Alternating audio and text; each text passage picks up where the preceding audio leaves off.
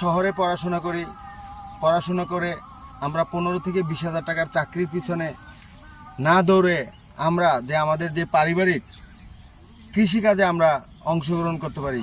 আমি আমার বড় ভাইয়ের টাকায় আমি পড়াশোনা করেছি, কিন্তু এখন আমি দেখলাম যে শহরের ভিতরে যে 10 থেকে 15,000 টাকা বেতনের যে চাকরি, সেখানে 5-7 হাজার টাকা ঘর ভাড়া চলে যাবে। তাই আমি কি খাবো, কি করব, তাদের জন্য আমি কি টাকা পাঠাবো? আমাকে ছোট থেকে যেভাবে লেখাপড়া করাইছে আমি তো তাদেরকেই সেবা করতে পারতেছি না, কারণ আমারই তো বেতন কম। সেজন্য আমি ভাইয়ের সাথে এসে আমি এই জমির ভিতরে আমি কাজে তার সাথে সহযোগিতা করব, কৃষিকাজ করব, নিজের অভিজ্ঞতা অর্জন করব।